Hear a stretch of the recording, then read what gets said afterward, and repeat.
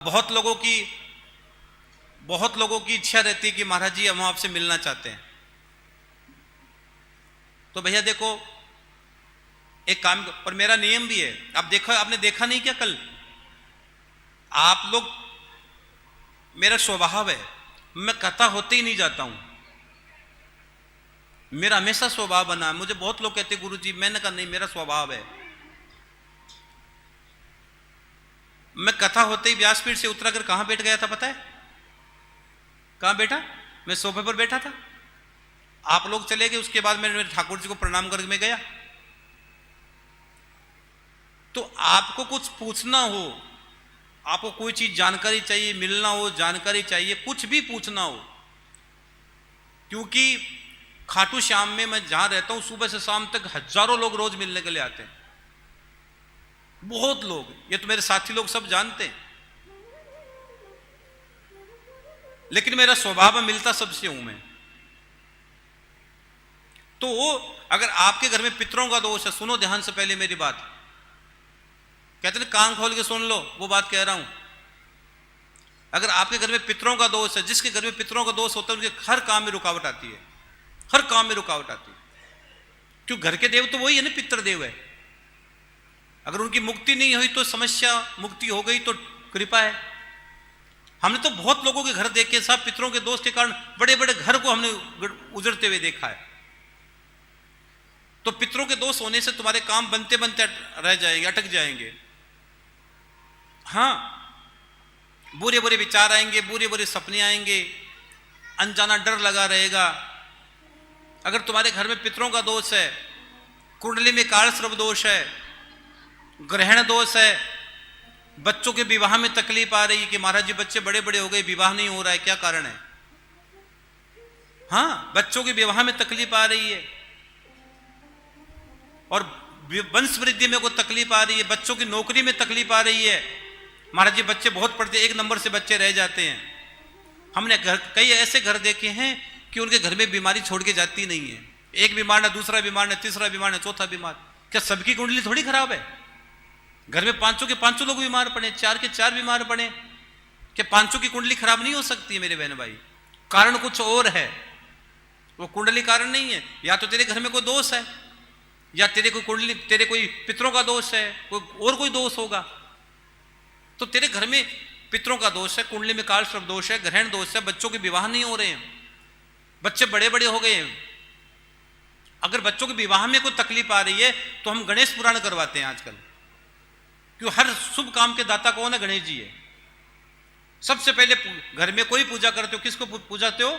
गणेश जी को। इसलिए कल हमने कथा गाई तो सबसे पहला भजन कौन सा गाया? गणेश जी को हमने प्रणाम किया कि नहीं किया? बताओ, जो कल आए वो सब जानते हैं। तो हम गणेश पुराण की पोथी करवाते हैं खाटू श्याम में, गणेश पुराण। और उज्जैन में तो मैं अभी मेरी केदारनाथ में कथा हो रही, वहां गणेश पुराण भी है। सुबह शिव महापुराण की कथा होगी और शाम को गणेश पुराण की, भागवत की कथा, श्याम बाबा की कथा, दो सत्र में केदारनाथ में कथा हो रही है हमारी। संस्कार टी पर आएगी, सुनना आप, 10 बजे सुबह आएगी। तो घर में पितरों का दोष है, कुंडली में काल सर्प दोष है, विवाह में तकलीफ आ रही है, बनते बनते काम बिगड़ रहे हैं, घर में हर समय लड़ाई झगड़ा रहता है, अनजाना सा डर लगा रहता है। कई बार क्या होता है, आप घर से बाहर जाते हो, हल्के हो जाते हो, जैसे घर के अंदर जैसे किसने बाहर रख दिया हो, ऐसी हालत हो जाती है। कोई नेगेटिव चीज आपको परेशान कर रही हो, हमारे जी नेगेटिव चीज, रात को बुरे बुरे सपने आते हैं, मरे मरे सांप देखते हैं, पता नहीं क्या क्या जिंदगी हो रही है। बच्चे परीक्षा में 1-2 नंबर से रह जाते हैं, बात बात में झगड़ा होता है, घर में क्लेश बना रहता है, घर में बरकत नहीं हो पा रही है, कोई भी प्रकार की घर में समस्या चल रही है, तो आपसे मैं विनती करता हूं, आप हमसे जैसा बनेगा आप पूछना, हम जैसा बताएंगे आपको। लेकिन अगर आप करवा सकते हो शिव महापुराण की पोथी या गणेश पुराण की पोथी, पितरों के लिए भागवत की पोथी करवाना, आपको बहुत आराम आएगा। मैं श्याम बाबा के दरबार में बैठ के बात बोल रहा हूं। एक बार गणेश पुराण की पोथी, भागवत की पोथी, शिव महापुराण की पोथी करवाना, आपको बहुत सुखद अनुभूति होगी। अब बहुत से लोगों को कुल देवता का पता नहीं, कुल देवी का पता नहीं है, अब वो लोग क्या करेंगे, वो लोग आगे जाकर। इसलिए हम कह रहे हैं, आपके घर में कोई समस्या चल रही तो पोथी करवाना। और अगर आपको मिलना हो तो कथा के बाद मैं आधे घंटे यहां बैठता हूं, 15-20 मिनट, आधे घंटे बैठता हूं। आपको जो भी पूछना हो जरूर पूछ लेना, आधे घंटे तक मैं यहीं बैठूंगा। क्यों भैया, ठीक है गलत है? आधे घंटे में यही समय दे रहा हूं सबको, आधी पौने घंटा में समय यही दूंगा, आपको जो पूछना हो पूछ लेना। पर एक बात और बता दूं, एक बात और बताऊं, उसके बाद मैं आपको एक चीज बताऊंगा। सब इधर देखो, जैसे यहां गर्मी है ना, यहां गर्मी, यहां की गर्मी कुछ में नहीं है। राजस्थान की गर्मी बहुत, जो राजस्थान के लोग सब जानते हैं, गर्मी बहुत अद्भुत, बहुत खतरनाक गर्मी होती है। जहां से चूरू जिले से मैं आता हूं, जहां से मैं चूरू जिले से आता हूं, वहां का टेम्परेचर 50 पार होता है। 50 पार का मतलब जानते हो? इतनी भयानक गर्मी है कि अगर आप पापड़ को भी रखोगे ना तो पापड़ सिक जाएगा, पापड़ को चूल्हे पर सेकने की जरूरत नहीं पड़ेगी। इतनी भयानक, जानते हो, जाते रहते हो, आसपास में सब जगह खारा पानी है। तो हम लोग क्या करते हैं, ठंडी के समय और गर्मी के समय दो काम करते हैं। अगर आपको अच्छा लगा तो मुझे बताना, महाराज जी सही कर रहे हो, नहीं लगे तो बता देना, नहीं महाराज जी अच्छा नहीं कर रहे हो। हम गर्मी के समय प्याऊ लगवाते हैं। प्याऊ समझ गए? नहीं समझे? प्याऊ, प्याऊ का मतलब समझे? हां, गर्मियों में हम सैकड़ों प्याऊ लगवाते हैं। और जो व्यक्ति प्याऊ लगवा देता है, उनके पितरों को क्या चाहिए भैया? जल चाहिए। पितृ तर्पण जल से ही होगा, पितरों को जल चाहिए, इसलिए हम हर साल खाटों में सैकड़ों प्याऊ लगवाते हैं। हम बोलते हैं, और प्याऊ ऐसे नहीं लगवाते बाबू, गांवों में मटका का पानी, यूं नहीं कि पानी गया, मटके का पानी, और मटके के पानी के साथ साथ प्याऊ के अंदर हम आदमी बिठाते हैं, पिलाने वाला आदमी, जो पहले वाली बात है। यूं नहीं कि फ्रिज से पानी निकाला पी लो, वो बात नहीं है। टैंकरों से पानी जाता है, टैंकरों से पानी जाता है, पानी पिलाने वाला बंदा भी वो रहता है। एक व्यक्ति का, देखो हमसे जितना बने, एक व्यक्ति का कम से कम बेचारे का भाव बनेगा। और पानी, मटका, घड़ा, सब कुछ की व्यवस्था करते हैं। और एक महीने की छोटी सी राशि रखी हुई है, कितनी सोमानी जी? सिर्फ 7,100 रुपये। एक महीने प्याऊ आपके पितरों के नाम से लगे, इससे आपके पितरों को जल भी मिल जाता है, उनका तर्पण भी हो जाता है, और किसी प्यासे को पानी मिल जाता है। और जब प्यासा व्यक्ति पानी पीकर तुम्हें दुआएं देगा ना, तो तुम्हारे पितरों तक सिद्धि पहुंच जाएगी, सिद्धि पहुंच जाएगी। इसलिए हम कहते हैं कि एक, और आप एक व्यक्ति को 7,000 रुपये में रखकर देख लेना, नहीं रह पाएगा। पानी रोज टैंकर से पानी आना, मीठा पानी, ये तो हम केवल प्रतीकात्मक लेते हैं, और तो सब ट्रस्ट करता है, बाबा श्याम करते हैं साहब, हम तो क्या करते हैं। तो एक महीने की, और बैसाख का महीना आ रहा है, बैसाख के महीना तो सबसे बड़ा पुण्य है। और इस बार तो अधिक मास भी आ रहा है, इस बार ज्येष्ठ अधिक व्यक्ति पानी पिएगा, आपके पितरों तक सीधा का सीधा उजल पहुंचेगा। आपके पितरों को बहुत शांति मिलेगी कि एक भागीरथ आया, एक श्रवण आया, जिन्होंने मुझे पानी पिलाया, मुझे पानी पिलाया। ये काम जरूर करना आप। हाँ, और जिनको केदारनाथ जाना हो हमारे साथ, हम एक महीने केदारनाथ रहेंगे, वो अपना नाम काउंटर पर लिखा देना। वहां 4 कथा है केदारनाथ में शिव महापुराण की।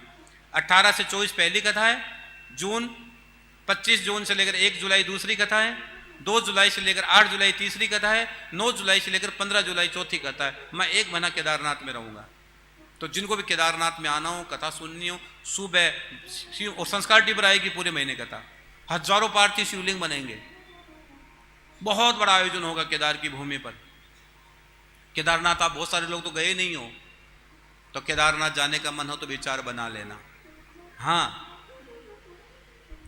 तो अब आप, मैं श्लोक बोल रहा हूं, लिख लो, और आप मेरे साथ बोलना, सबको बोलना है, सब सीधे बैठ जाओ। ये है, बोलो श्री, बोलो, ये श्री क्षेत्र बोलो, यहां का तो नाम बोलो, श्री श्याम देवाय नमः। श्री श्याम देवाय नमः। श्री श्याम देवाय नमः। इसका नाम है कृपा कटाक्ष, इसका नाम है कृपा कटाक्ष स्तोत्र। इसमें केवल 5 श्लोक है, केवल 5 श्लोक है। ये 5, इसका नाम लिख लेना आप, कृपा कटाक्ष स्तोत्र। अब हमारे साथ बोलना है, अब बोलो, अब मैं बुलवा रहा हूं, आप मेरे पीछे पीछे बोलना। भुवो भरावतारकम बोलो एक बार फिर बोलो। भुवो भरावतारकम भवाब्दि कर्णधारकम भवाब्दि कर्णधारकम सुनाग कन्यकार्चितम सुनाग कन्यकार्चितम नमामि बर्बरीककम। श्याम बाबा का पहले नाम बर्बरीक था, उसके बाद श्याम बने, इसलिए नमामि बर्बरीककम। सुभीम गर्वमोचनम सदा सुख प्रदायकम सुभीम गर्वमोचनम बोलो सदा सुख प्रदायकम समस्त पाप खंडनम समस्त पाप खंडनम नमामि दीर्घलोचनम। दीर्घलोचन का मतलब आंखें बड़ी बड़ी, आंखें बहुत बड़ी है इनकी। नमामि दीर्घलोचनम ये 2 श्लोक हो गए, अब तीसरा लिखो। समस्त दोष शोषणम, आपके समस्त दोषों का जो शोषण कर ले।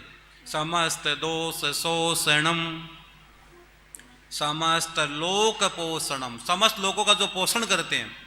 समस्त लोक पोषणम कलौ जने सुसेवितम कलौ जने सुसेवितम मतलब कलयुग के सेवित देव। कलयुग में हर व्यक्ति इसका सेवना करता है, इसका ध्यान धरता है, जिसकी सेवा करता है।